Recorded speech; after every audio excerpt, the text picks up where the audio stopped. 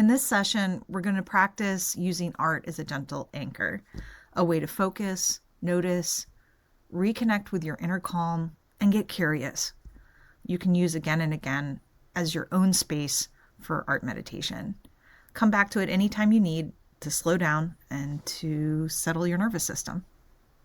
So, what I want us to do here is we're just going to doodle, but I want you to think about starting off small. Whether a couple ways to start about this would be like maybe there's a little doodle you do all the time. I have a little spiral that I do concentric circles a lot, or like a little star. Some people draw hearts or whatever your little blob thing is. Start off with something really small and just see if you can relate your other patterns and other colors to this small thing. I've done this before where I've put stickers on pages where you just put a little sticker and then figure out, okay, how do I make a drawing from this sticker that has been started on my page? Or it could be a drip of coffee. Literally doesn't matter, but think about focusing on the little details and making note of them and getting curious. I'm going to flip down my notepad while we play with this a little bit. This is more about focus than what you're trying to make. Is about noticing little things as you add to what you're drawing. Let's see. There we go. I'm going to just, let's see.